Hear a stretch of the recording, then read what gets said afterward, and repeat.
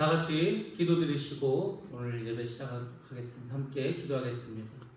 거룩하신 아버지 하나님, 크신한 사랑을 감사합니다. 오늘도 불러주시고 예배케 하심을 감사합니다. 새로운 한 주가 주의 은혜 가운데 아버지 복된 한 주간 되게 하시고, 또 무더위로 아버지 우리 성도들 어려움 당하지 않도록 특별히 우리 어르신들 기억하여 주시옵소서. 오늘도 주님께서 온전히 함께 하심을 믿사오며 거룩하신 예수님의 이름으로 기도드렸사옵나이다. 아멘. 찬송가 287장입니다. 287장 찬양드리겠습니다.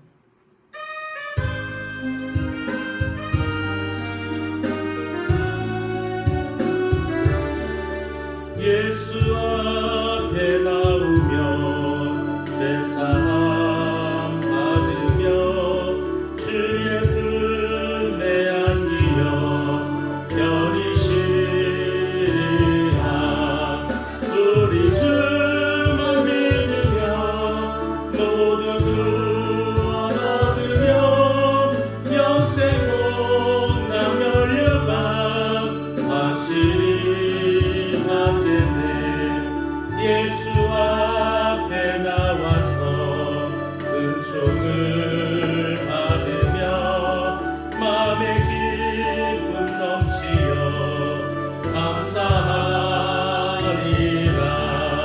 우리 주만 믿으며 모두 구원 받으며 영생 복남 연료가 확실히 받겠네. 예수 앞에 설 때에 이곳은 기쁘며 밝고 빛난 내 집에 이리 살리라.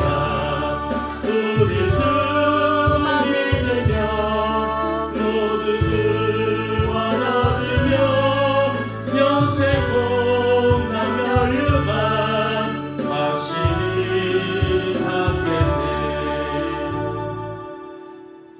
오늘 우리에게 주신 하나님 말씀입니다. 시편 47편 1절 말씀입니다. 우리 한 절 말씀인데 같이 한 목소리로 봉독하겠습니다. 만 백성아 손뼉을 쳐라. 하나님께서 기쁨의 함성을 외치라. 아멘. 예, 오늘 시편 47편 말씀드리도록 하겠습니다. 이 시는 하나님 왕권을 찬양하는 그런 국가적인 찬양시입니다. 바로 하나님의 법궤를 시온산 성막으로 옮기면서 안치할 때 불렀던 찬양시입니다. 주제는 하나님을 찬양하라는 것입니다. 우리가 이스라엘 백성들에게 있어서 법궤는 하나님 그분과 같은 존재이지 않습니까? 그 법궤를 이제 성막으로 옮겨온다는 것은 그들에게는 하나님께서 그들과 함께 한다는 무엇보다도 중요한 증거였습니다. 그러니까 그 법궤를 옮겨오면서 얼마나 기쁨으로 감사함으로 찬양을 드렸겠습니까? 오늘날 우리에게도 이 찬양은 매우 중요합니다. 하나님께서 우리의 찬양을 받기 위해서, 우리의 찬송을 받기 위해서 우리를 창조하지 않았습니까? 근데 오늘날 우리 삶 가운데 하나님을 찬양하는 소리가 많이 좀 줄어든 것 같습니다. 찬양은 하나님을 기쁘시게 하는 것이고 우리 마음에 감사가 넘치고 은혜를 받을 수 있는 아주 좋은 하나님의 선물이라고 여러분들이 생각하셔야 됩니다. 그래서 우리에게도 하나님을 찬송하는 삶이 매우 중요하다는 것을 꼭 기억하시기 바랍니다. 특별히 우리가 이 찬송에 있어서 가사가 중요한데 찬송시 작가 중에 아주 유명한 사람이 있습니다. 바로 미국에서 살았던 클로비스라고 하는 사람입니다. 그녀는 태어난 지 6주 만에 담당 의사의 실수로 영원히 시력을 잃게 됩니다. 태어난 지 한 달 반 만에 시력을 잃어서 평생을 보지 못하고 살게 되었습니다. 굉장히 원망하고 불평할 수밖에 없는 상황이었을 것입니다. 그렇지만 그녀는 자신의 상황을 불평하거나 불만하지 않았습니다. 오히려 자신은 예수님 안에서 행복한 사람이라고 고백했습니다. 그녀는 90년 동안 자신의 인생을 통해서 8,000곡이 넘는 곡을 찬송시를 가사를 썼습니다. 그리고 하나님을 진정으로 찬양하는 삶을 살았습니다. 대표곡은 우리 성경에도 우리 찬송가에 너무 많이 들어와 있죠. 주의 음성을 내가 들으니 사랑하는 말일세. 예수로 나의 구주 삼고 성령과 피로써 거듭난 이루 말할 수 없는 많은 찬송시를 쓰고 하나님께 영광을 올려드렸습니다. 비록 앞은 보지 못했지만 그녀는 영안의 눈을 떴기 때문에 하나님을 찬양할 수가 있었다는 겁니다. 자, 그러면 그녀가 이렇게 장님으로 살아가면서도 어떻게 행복을 누리면서 또 하나님을 찬양할 수 있었을까?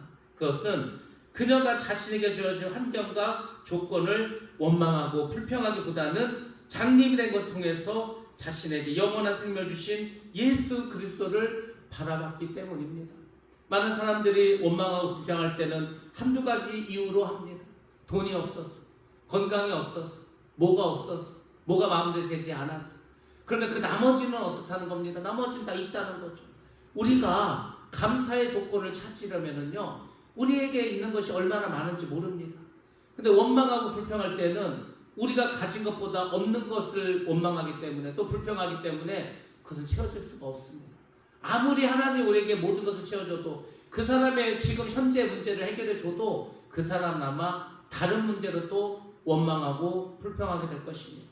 그래서 원망과 불평은 끝없이 하나님 앞에 범죄하는 것이고 우리의 삶을 불행하게 만드는 것입니다. 그래서 우리가 예수를 믿으면서 특별히 신앙생활하면서 반드시 분명하고 확실하게 여러분들이 행하셔야 될 것은 우리 삶 가운데에서 내 삶 가운데에서 원망하고 불평하지 않으리라. 그리고 감사하면서 기뻐하면서 살아가리라. 이 기도를 날마다 하셔야 됩니다. 그렇지 않으면 언제 어느 순간 또 원망과 불평은 우리 심령 가운데에서 정말로 잡초처럼 항상 자라나게 될 것입니다. 우리는 하나님을 찬양하도록 지음을 받았습니다. 그러니까 우리가 하나님을 찬양하면서 살아가야 되겠죠.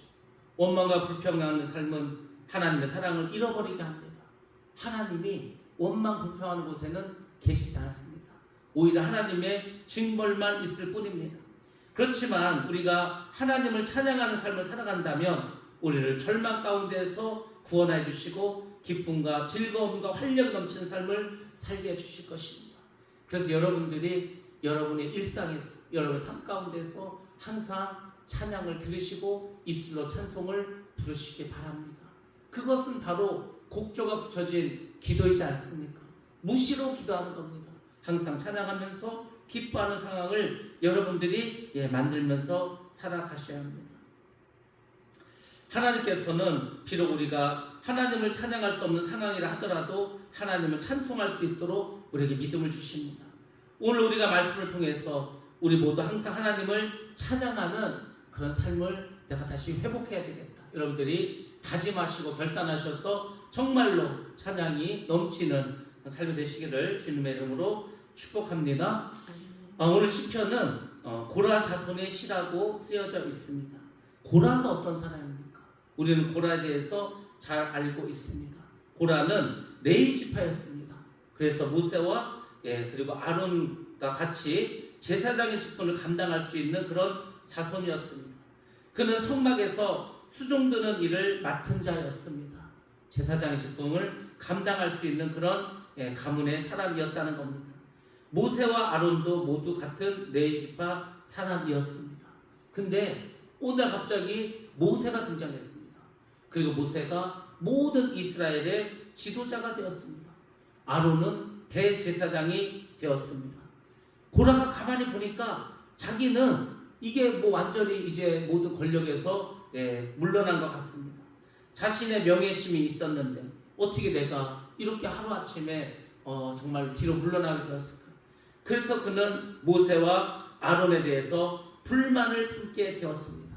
그래서 루벤 지파 3사람과 레위 지파 족장 250명을 동원해서 계획적으로 반역을 떼었습니다. 그 광야에 있는 동안에 반역을 일으켰다는 겁니다. 고라는 자신도 제사장이 되어서 이스라엘의 지도자가 되고 싶었습니다. 그렇지만 하나님은 아무나 제사장으로 세우지 않습니다. 하나님께서는 악한 고라의 마음을 아셨습니다. 반역을 일으킨 자들을 모두 심판하셨습니다. 그래서 반역을 일으켰던 주동자 4명은 땅이 갈라지면서 그 땅에 묻혀 죽고 말았습니다. 그리고 나머지 250명은 불에 타서 죽게 되었습니다. 그들은 모두 하나님에 의해서 죽임을 당하게 되었다는 겁니다. 그것이 고라이지 않았습니까? 근데 하나님께서 그 은혜 가운데 고라의 자손들에게는 죽음을 허락하지 않았습니다. 그들을 죽지 않고 살려주셨습니다. 고라 자손들은 그런 아픈 역사를 가지고 있었습니다. 우리의 조상들이 하나님께 반역을 해서 모두 죽임을 당했다. 우리는 더 이상 이제는 하나님께 반역할 것이 아니라 정말 하나님을 위해서, 하나님의 나라를 위해서 우리는 어찌하든지 힘써 애써 일해야 되겠다. 그렇게 회개하면서 겸손하게 하나님을 찬양하는 사람들이 되었습니다. 그래서 시편에 보면 고라 자손들의 찬양시가 많이 나오는 겁니다. 여러분들, 하나님의 은혜는 다른 곳에 있지 않습니다. 죄가 많은 곳에, 어찌 보면 하나님께 불순했던 그 자리에서 하나님의 은혜를 받은 자들이 다시금 일어선다면 그들은 하나님께 더 큰 은혜를 받게 될 것입니다. 오늘날 사람들이 하나님을 잘 믿지도 않지만 또 하나님을 믿는다고 하면서 여전히 죄악 중에 살아가지만 그 죄악 가운데서도 부르시는 하나님의 음성을 듣지 못하고 돌아오라는, 여호와께 돌아오라는 그 하나님의 음성을 다 외면하면서 살아가고 있습니다. 오늘날의 세상은 하나님이 없는 세상, 하나님을 인정하지 않는 세상, 하나님을 무시하는 세상이 되었습니다. 하나님은 다 두고 보십니다. 가만히 그들이 하는 일을 놔두십니다. 왜냐하면 심판의 진노의 잔이 다 채워져야 하기 때문에 지금도 많은 진노의 잔이 채워질 것입니다. 또 우리가 주님 오심을 고대하는 찬송과 기도를 계속하면은 그 기도도 역시 계속해서 하늘에 쌓이게 될 것입니다. 순교자의 수가 채워지고 복음이 정말 모든 족속에게 다 증거되면 그럼 예수님은 이 땅에 오시게 될 것입니다. 그리고 이 땅은 정말 인류 역사상 가장 큰 심판을 받게 될 것입니다. 마치 노아의 홍수가 인류의 심판을 보여준 것처럼 그 이상의 불심판으로 지구는 다 멸망당할 것입니다. 그리고 하나님께서는 새로운 땅을, 새로운 나라를 건설하게 될 것입니다. 이것이 우리가 믿고 살아가는 것입니다. 그래서 우리가 이것을 안다면 하나님을 찬양해야 되지 않겠습니까? 많은 사람들이 하나님을 왜 찬양해야 되는지 모릅니다. 우리가 너무나 위대한 존재, 너무나 좋은, 우리가 정말 존경할 만한, 존경 이상을 뛰어넘어서 내가 숭배할 만한 사람이 있으면은 당연히 노래로, 춤으로 그를 기쁘시게 하고 싶은 것은 인간이 가지고 있는 본능입니다. 그래서 고대 원시인들도 자기가 섬기는 신을 기쁘게 하기 위해서 춤을 추고 노래를 불렀습니다. 그 중에 하나가 올림픽이지 않습니까? 올림픽 때 젊은 남자들이 그 올림픽산에 모여서 자신들이 섬기는 그 신을 기쁘게 하기 위해서 올림픽 경기를 하지 않았습니까? 그러니까 우리는 천지를 창조하시고 주관하시고 심판하시고 다시금 새 하늘과 새 땅을 창조하실 그 하나님을 고대하면서 하나님을 찬양하는 것입니다. 하나님은 찬양받기에 합당하신 분입니다. 이 세상에 어떤 신도 찬양을 받을 수 없습니다. 하나님만이 찬양을 받으실 수 있는 분이라는 것을 우리는 반드시 기억하셔야 됩니다. 오늘 1절 말씀에 보면 승리의 함성을 외치라고 합니다. 시인은 세상 모든 백성들에게 손바닥을 치며 하나님을 찬양하라고 합니다. 하나님을 찬양하는 것은 매우 중요합니다. 즐거운 노래로, 즐거운 소리로 하나님께 외치며 찬양하라고 합니다. 우리가 찬양할 때에는 온 마음을 다해서, 온 정성을 다해서 찬양을 드려야 합니다. 즐거운 소리는 우리말 성경에서 승리의 소리라고 나와 있습니다. 새 번역에는 기쁨의 함성이라고도 나와 있습니다. 그렇습니다. 우리가 하나님을 찬양할 때에는 기뻐하면서 정말로 함성을 지르면서 그렇게 찬양해야 합니다. 내 가진 모든 것을 표현해서 정말로 가사의 은혜를 받으면서 하나님은 정말 찬양받기 합당하신 만군의 여호와임을 우리가 고백하면서 찬양을 드려야 합니다. 우리는 승리를 주기 전에 먼저 승리 함성을 외쳐야 합니다. 하나님은 승리한 다음에 승리 함성을 외치는 것은 누구나 할 수 있습니다. 아직 우리 안에 승리가 없다 하더라도 하나님 먼저 외치라고 말씀하십니다. 우리가 하나님께 승리 함성을 외칠 때 하나님께서는 우리에게 승리를 주십니다.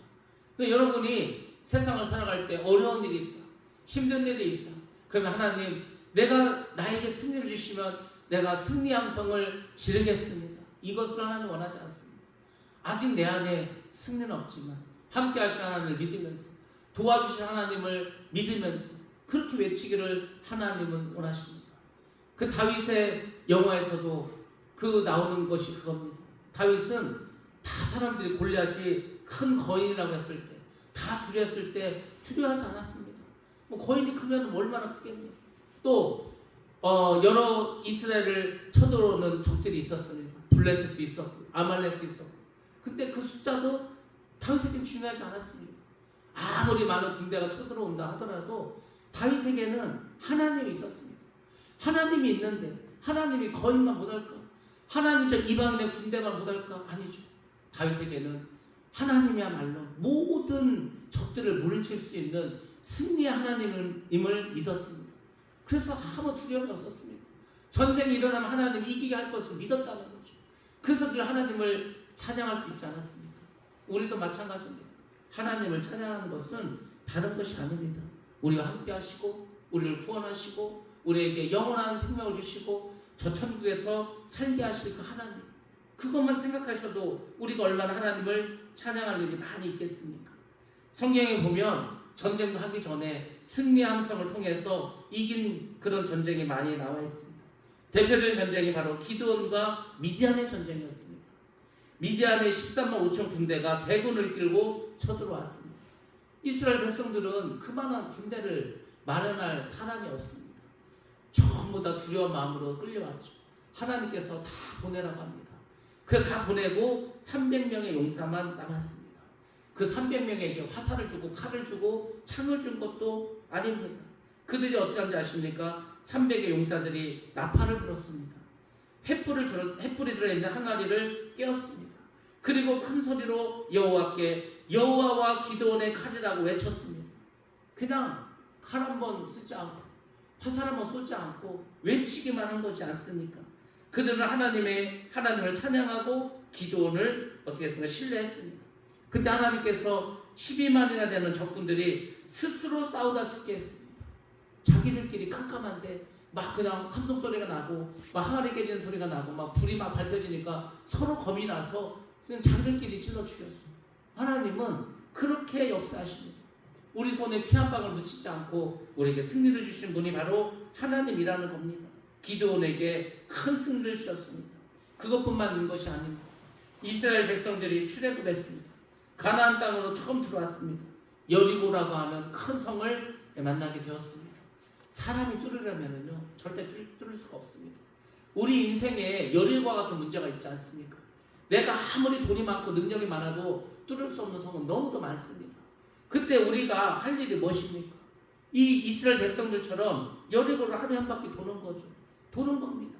돌면서 뭐 합니까? 기도하는 겁니다. 그렇게 일곱째 날이 됐을 때 7바퀴를 돌고 나팔을 불고 함성을 지릅니다. 그때 무슨 일이 벌어졌습니까? 여리고성이 무너지지 않았습니다. 이스라엘 백성들은 큰 소리를 외쳤습니다. 여호와께서 이 성을 우리에게 주셨다고 외쳤습니다. 여러분들이 믿음은 다른 게 아닙니다. 믿음은 선포하는 겁니다. 그리고 믿음은 결단하는 겁니다. 마음을 새롭게 하고 결단하고 하나님 함께 하시어 믿고 선포할 때 그 선포로 인해서 역사가 이루어지는 것입니다. 근데 우리에게 그런 믿음이 없죠.